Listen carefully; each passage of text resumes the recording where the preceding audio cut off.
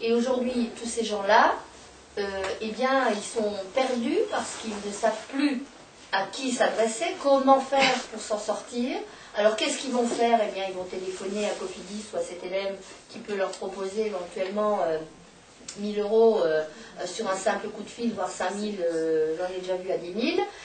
Et puis si ça ne va plus, on prend la carte au champ, on prend la carte accord, et on se retrouve dans des situations inextricables où les gens n'ont plus le discernement et la capacité même d'agir dans leur propre destinée, et donc ils subissent leur vie, ils ne la vivent plus. Et ça, nous, on n'a pas le droit de continuer à accepter ça. Moi, là-dessus, je serai toujours une révoltée, je continuerai à l'être, parce qu'on ne peut pas continuer d'accepter cette situation, et je pense qu'il faut qu'on intègre dans notre façon de penser le social, il faut qu'on l'intègre et qu'on le conçoive comme une véritable politique de développement à la fois économique, social et environnemental, parce que les personnes qui sont les plus démunies et les plus faibles, ils ont le droit aussi à la qualité de vie, ils ont le droit au bien-être, et il faut qu'on en refasse des citoyens à part entière et pas des citoyens de sous-zone. Et ça, je trouve que c'est de notre véritable responsabilité politique. Alors je crois que j'ai à peu près donné, j'ai sorti quelques chiffres, mais bon, que vous connaissez peut-être. Aujourd'hui, dans les chiffres nationaux, l'encours global des crédits des ménages, ça représente 60% de leurs revenus disponibles. C'est intéressant. Mais on nous dit en même temps, c'est dans la presse aujourd'hui, donc j'invente rien, on nous dit en même temps, mais attendez, nous on n'est pas les pires, hein, les Américains c'est 100%, les Japonais c'est 98%, donc il y a encore de la marge de manœuvre, messieurs, dames, vous pouvez encore consommer. Mais c'est ça qu'on est en train de nous dire. Alors on consomme pour faire quoi? C'est toute la question qu'il faut qu'on se pose. Je pense que, moi je veux bien qu'on parle de... Il y a un véritable partage des richesses qui se pose dans le monde. Il faut retrouver un équilibre entre le partage des richesses produites, mais en même temps, il faut aussi qu'on sache qu'on ne pourra pas continuer à consommer de la manière dont on consomme, si ce n'est au détriment de nos enfants et de nos petits-enfants. Et que ça, là encore, la responsabilité qu'on prend est grande, et que personnellement je ne peux pas adhérer à cette idée.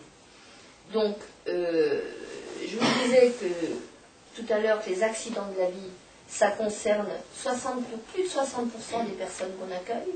Ça veut dire que ce ne sont pas des gens qui flambent pour acheter beaucoup de crédit, ce sont des gens qui même font des dettes pour vivre au quotidien, pour acheter à manger. Et alors, quand je parle de manger, je préfère pas vous raconter ce que les gens mangent, parce que ça fait peur. Quand on voit que sur des budgets de famille avec des enfants, le budget alimentaire est sacrifié. Qu'est-ce qu'on prend comme responsabilité? Qu'est-ce qu'on est en train de fabriquer comme génération? Alors, on nous parle d'obèses, on nous parle de... Mais qu'est-ce qu'on est en train de fabriquer comme génération à venir? On a ces questions à se poser. Donc, voilà, 600 000 personnes exclues des droits bancaires par le crédit. Voilà, ça c'est un autre chiffre. C'est la raison pour laquelle nous, on s'est investi avec la ville de Roubaix et le crédit municipal dans le microcrédit social, pour essayer de pouvoir aider ceux à qui on ne prête plus d'argent, et pour leur éviter qu'ils aillent auprès des CTLM, Cofidis, etc., pour développer et travailler sur des projets. De quoi se rend-on compte aujourd'hui? On était sur une hypothèse de 1 microcrédit accordé pour 6 personnes qui demandent. Eh bien, aujourd'hui, je peux vous dire que le ratio, il est de 1 à 20.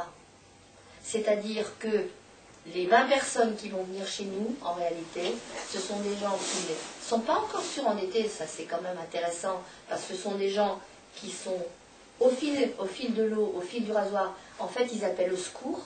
On ne peut pas leur accorder de crédit en l'état parce qu'ils n'ont pas de capacité de remboursement, mais en même temps, il faut qu'on les accompagne, ces gens-là. Il ne faut pas qu'on les laisse sur le bord de la route, et on se rend compte que du coup, on a là une véritable prévention à jouer. alors que jusqu'à présent, les gens qui venaient chez nous, c'était des gens qui n'avaient plus de solution et qui avaient tout essayé et qui venaient chez nous au bout du bout et où nos marges de manœuvre étaient très faibles. Là, on a quand même un nouveau type de public qui arrive par ce biais, et du coup, le microcrédit, ça devient un levier de prévention intéressant. Donc c'est à explorer, c'est ce qu'on est en train de faire. On est en train d'examiner de quelle manière on peut réellement, quelle politique vraiment on peut accompagner autour de ça, puisque ça c'est un phénomène auquel on ne s'attendait pas d'une manière aussi forte. On verra si ça se maintient ou pas, mais je crains que ça ne se vérifiera. Bon. Donc vous voyez que ce n'est pas la même chose entre accueillir 6 personnes et d'accorder un microcrédit en termes d'accompagnement que 20. On n'est plus dans la même échelle de travail, d'organisation, on n'est plus dans les mêmes modes d'action. Et donc toutes ces questions-là, nous on veut se les poser. Donc voilà un petit peu comme introduction au débat, parce que je crois que quand on parle de pouvoir d'achat, on ne peut pas ne pas se poser cette question-là, parce que c'est une question qui est pour la gauche, je trouve, et pour Ségolène Royal, que tout de même, que je soutiens dans cette démarche qui est difficile pour elle, et particulièrement pour elle d'ailleurs, mais bon, je trouve qu'il faut la soutenir et l'encourager à continuer dans la voie qui est la sienne, parce qu'elle a des véritables idées. Je sais que par exemple dans sa région, elle développe des projets intéressants autour de ces questions-là, mais on doit, en tant que militant, socialiste ou non, réellement poser les problèmes là où ils sont, parce que la population, c'est ce qu'elle attend de nous. Femmes et hommes de gauche, c'est ce qu'elle attend de nous. Qu'on répond à ces problèmes-là. Elle ne veut pas de discours techno sur... elle veut des réponses claires sur ces questions-là. Et c'est peut-être ce qu'il y aura de plus difficile.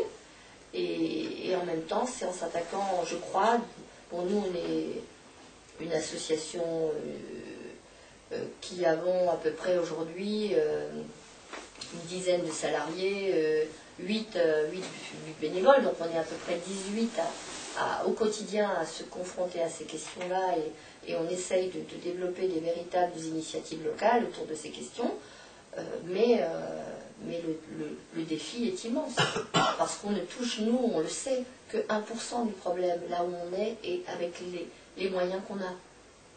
Alors que, bien que sur le versant nord-est, on sait que ça touche énormément de gens.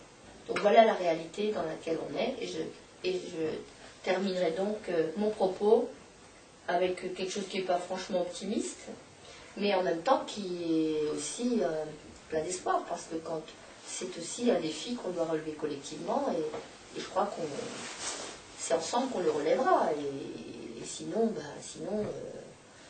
sinon, de toute façon, les tornades du réchauffement climatique vont peut-être nous y aider, mais on y arrivera.